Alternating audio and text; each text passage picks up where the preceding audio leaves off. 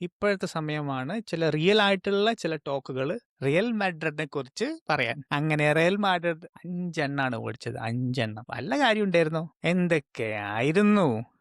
മലപ്പുറം കത്തി, മസ്തന്തുവാനോ, Kylian Mbappe, Vinicius junior, perfect season എന്നൊക്കെ പറഞ്ഞു വന്നതാണ്. എല്ലാ കളിയും ജയിച്ചിട്ടാണ് വരുന്നത്. ചെറിയ ചെറിയ ടീമിനായിട്ട് കളിച്ചെന്നുള്ളത് നമ്മൾ പറയേണ്ട ആവശ്യമില്ലല്ലോ. യഥാർത്ഥ ഫുട്ബോൾ ഫാനിന് മനസ്സിലാവുന്ന ഒരു കാര്യമാണ്. ചെറിയ ടീമിനായിട്ട് കളിച്ചതാണ്. പക്ഷേ മാഡ്രിഡ് ഫാനിന് അറിയാലോ എങ്ങനെയാണ് പറഞ്ഞുള്ളത്. Perfect season. ഇത്രയും പെർഫെക്റ്റ് ആയിട്ടുള്ള സ്റ്റാർട്ട് ഒരു കോച്ചിനും കിട്ടിയിട്ടില്ല. ആ രീതിയിലുള്ള കളിയൊക്കെ പറഞ്ഞു അങ്ങനെയൊക്കെ വന്ന് അവസാനത്തെ ചെറിയൊരു ട്രിപ്പായിരുന്നു അയൽവാസിയിട്ടൊക്കെ. നമ്മുടെ അയൽവാസികൾ വീട്ടിലൊക്കെ പോലെ അതേമാതിരി ചെറിയൊരു ട്രിപ്പ്. അപ്പം വിചാരിച്ചു ഇത് പിന്നെ അതും കൂടെ ഒന്ന് ജയിച്ച് കളയാൻ. കൂളല്ലേ, ചെറിയൊരു കാര്യമല്ലേ, അധികം ക്ഷീണമൊന്നും ഇല്ലല്ലോ. ഒന്ന് ചുമ്മാ അടുത്ത അയൽവാസി എടുത്ത് പോവാ, പെട്ടി തുറക്കുന്നു, കത്തിയെടുക്കുന്നു, കുത്തുന്നു, തിരിച്ചു പോരുന്നു. ഇത്രയേ ഉള്ളൂ. പക്ഷെ ആ കുത്ത് തിരിച്ചാണ് കിട്ടിയത് എന്നുള്ളതാണ്. എന്തായാലും വലിയ കാര്യത്തിലൊക്കെ പോയി. കളിയെ കുറിച്ച് പറയുകയാണെങ്കിൽ സത്യത്തിൽ ആദ്യം നമുക്കറിയാലോ അത്ലറ്റിക്കോ മാഡ്രിഡ് ആണ്.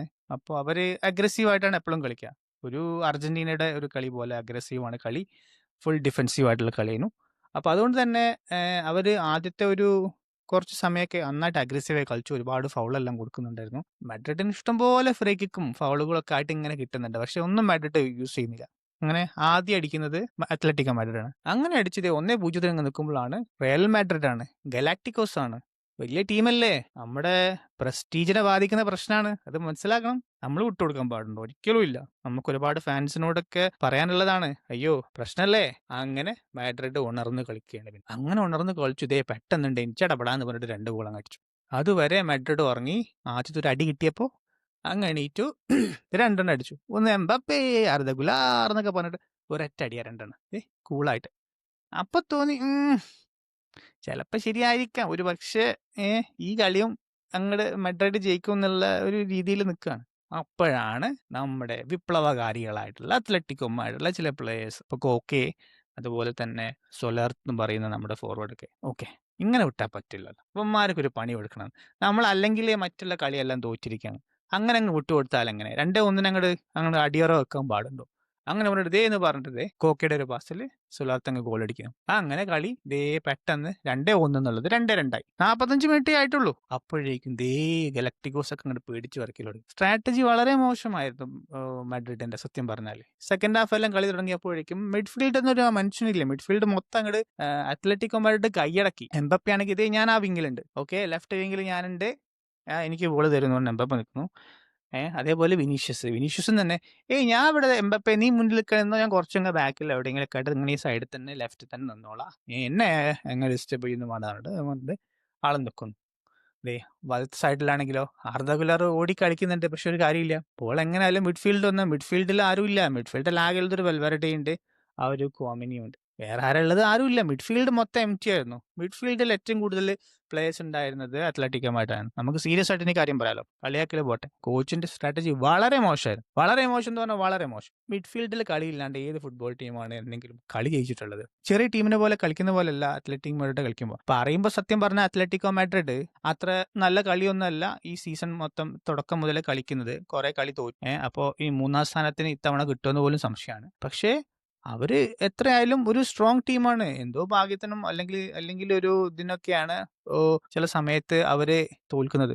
അല്ലെങ്കിൽ എന്താ പറയാ, അവര് നല്ലൊരു ടീമാണ്, അവർക്ക് എക്സ്പീരിയൻസ് ഉണ്ട്. അപ്പൊ അതെല്ലാം കൂടെ നോക്കുമ്പോൾ ഈ ഒരു മിഡ്ഫീൽഡില് ഇങ്ങനെ 1-2 പ്ലെയറിനെ വെച്ചിട്ട് ആ വെല്ലിംഗത്തിനെയും വെച്ചു സെന്ററിൽ. ഈ വെല്ലിംഗം എന്ന് പറഞ്ഞാൽ സത്യത്തിൽ ഒരു മിഡ്ഫീൽഡർ അല്ലാടോ.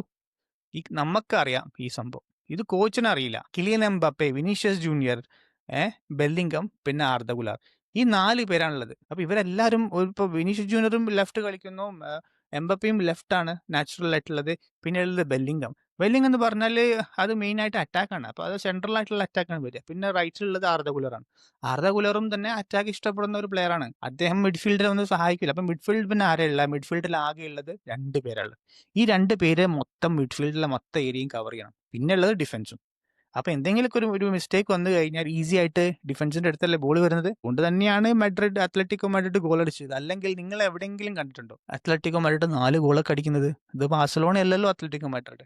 ആണോ? ലിവർപൂൾ ആണോ? മാഞ്ചസ്റ്റർ സിറ്റി ആണോ? അല്ലല്ലോ.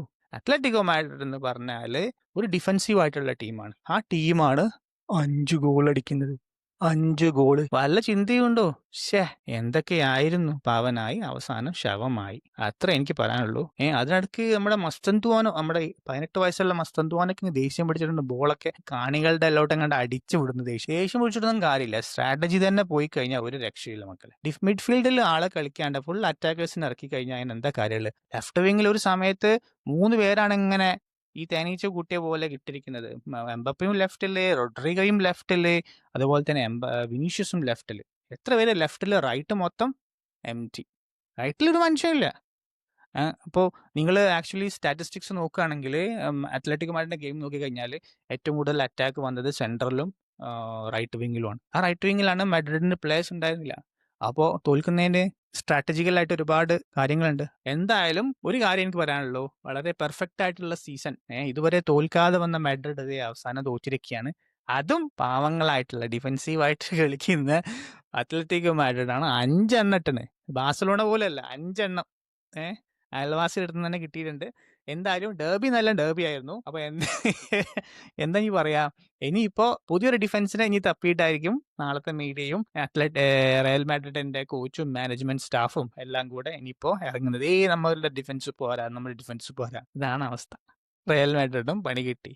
ബാഴ്സലോണയ്ക്ക് ഇനി പണി കിട്ടുമോ എന്നുള്ളത് നാളെ അറിയാൻ പറ്റും. അപ്പൊ എന്തായാലും കാത്തിരുന്ന് കാണാം. അതുവരെ ഗുഡ് ബൈ.